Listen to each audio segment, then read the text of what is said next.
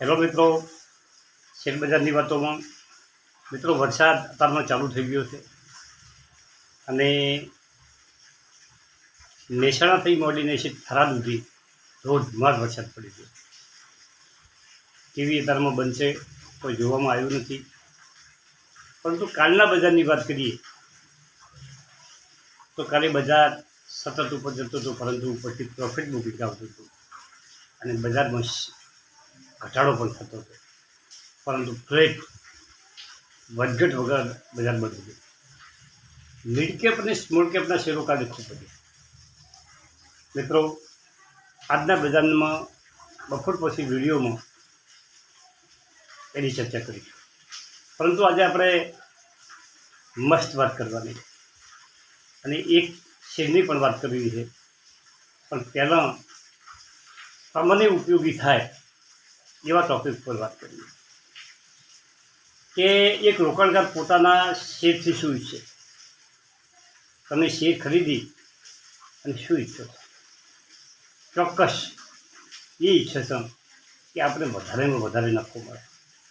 જો રોકાણકારને નફો ઈચ્છે છે તો તેણે શેર ખરીદતા પહેલાં કેટલીક વાતો યાદ રાખવી,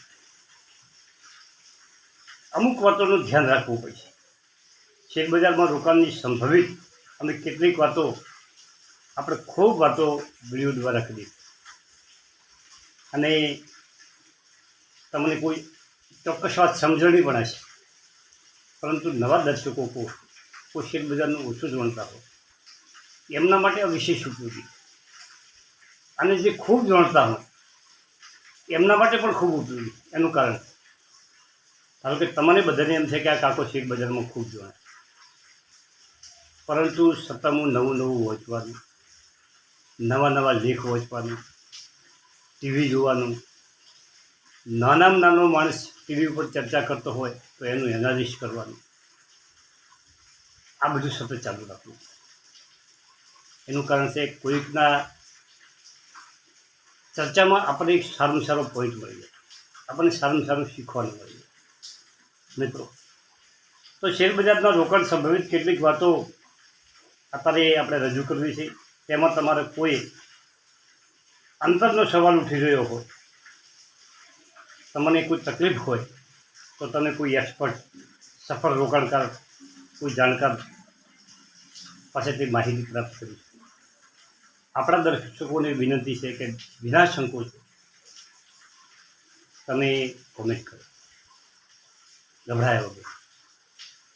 હું 100% કોશિશ કરીશ જવાબ આપવાની, પરંતુ ઘણી વખત એવું થાય છે કે હું ઉંમરલાયક માણસ હોવાથી કારણે, અમુક કામોને વ્યસ્તને કારણે, બહારગામ જવાને કારણે ઘણી કોમેન્ટોનો જવાબ નથી આપી. એ 100% હોય, પરંતુ કોશિશ 100% કરીશ.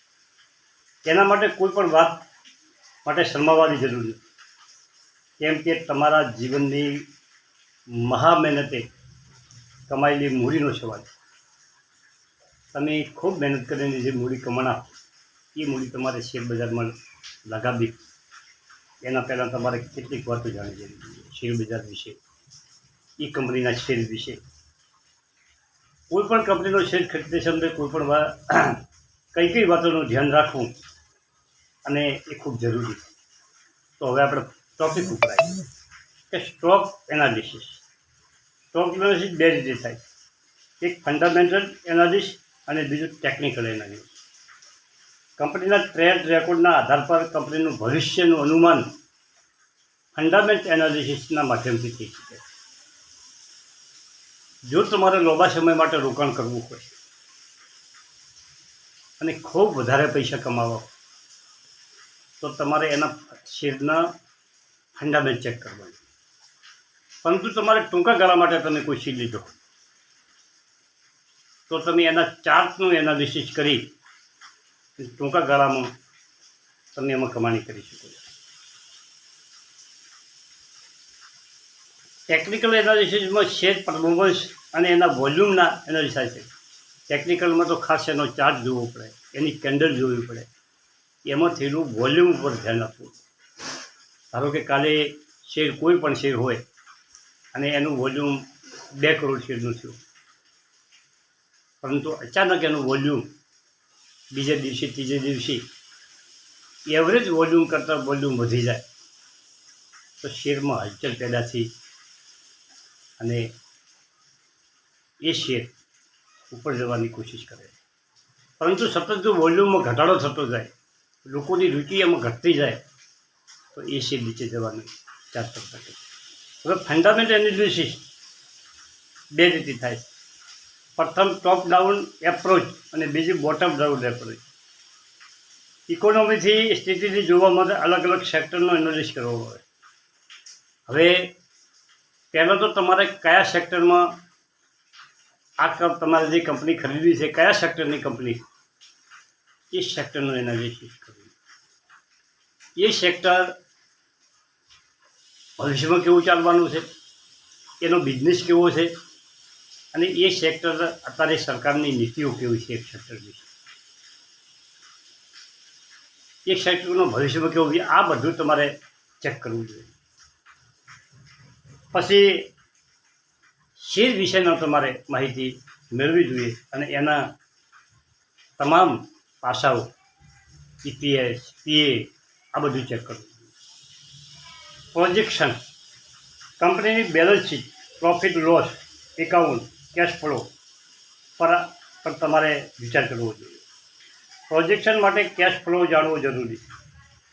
જો બેલેન્સ શીટમાં કેશ ફ્લો દેખાય તો તે કંપનીના ફંડામેન્ટમાં સારા માની શકાય.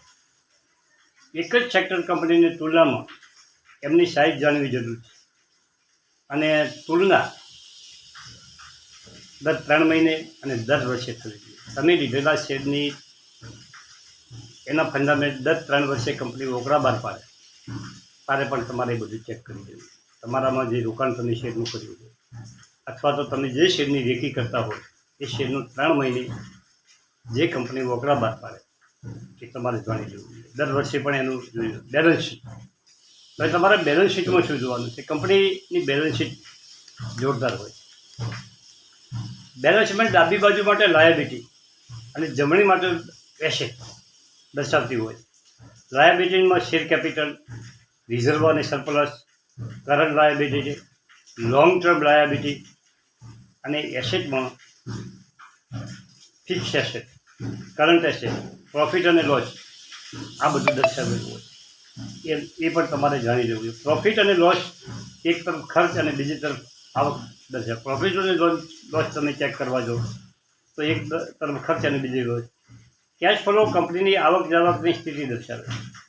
કેશ ફ્લો જાણવું જોઈએ અને કંપનીના દેણદારો પાસેથી કેશ ફ્લોની તમે ટૂંકું સમજાવી દઉં કે કંપની ધારો કે એની બેલેન્સ શીટમાં દર્શાવે કે આપણે 25 કરોડ રૂપિયા અમુક પાર્ટીઓ પાસે લેવાના, પરંતુ એ કેટલા સમયમાં આવે એવા છે એ કેશ ફ્લોના આધારે, એના રેશિયોના આધારે તમે જાણી શકો.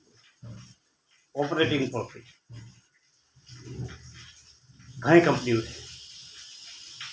ઓપરેટિંગ પ્રોફિટ માર્જિન તમે ટૂંકા શબ્દમાં જોઈ શકો છો કે ધારો કે કોઈનો 1:4 હોય. કોઈ કંપની 1 લાખનું પ્રોફિટ 1 લાખનું ટર્નઓવર કરતી હોય અને એનું પ્રોફિટ 10 કરોડ થાય. 100 કરોડનું ટર્નઓવર કરે અને 10 કરોડ પ્રોફિટ થાય તો એનો રેશિયો 1:10 આવે. ઘણી કંપનીઓમાં એવું હોય કરોડો રૂપિયાનું ટર્નઓવર કરતી હોય કંપની, પ્રોફિટ ઓછું હોય. એનું કારણ હોય કે એનું માર્જિન એક ઓછું હોય, બીજું એ વ્યાજ ચૂકવી નહોતી હોય, બીજું એનો ટેક્સ ભરવાનો હોય, બીજું એના પગારો હગારોની બધું હોય તો એનું માર્જિન હોય. અમુક કંપનીઓ પ્રોફિટ માર્જિન જોરદાર હોય. મેન્યુફેક્ચરિંગ કંપનીઓ કરતી કંપનીઓ હવે ટ્રેડિંગ કરવાવાળી એટલે કે વેપાર કરવાવાળી કંપનીઓનું માર્જિન રેશિયો ઓછો હોય, પણ જે કંપનીઓ ઉત્પાદન વસ્તુ કરે છે એનો margin ratio, profit margin ratio જોરદાર હોય અને વધારે પ્રોફિટ રેશિયો પોતાના કારોબાર અને કંપનીની પકડ દર્શાવે. સારો રેશિયો હોય એ કંપનીની મજબૂત પકડ. નેટ પ્રોફિટ લોસ એકાઉન્ટમાં નેટ પ્રોફિટ સેલ્સ ડિવાઈડ કરીને આ રેશિયો કાઢવામાં આવે. ટેક્સ, વ્યાજ આ બધું કાઢીને જે નેટ પ્રોફિટ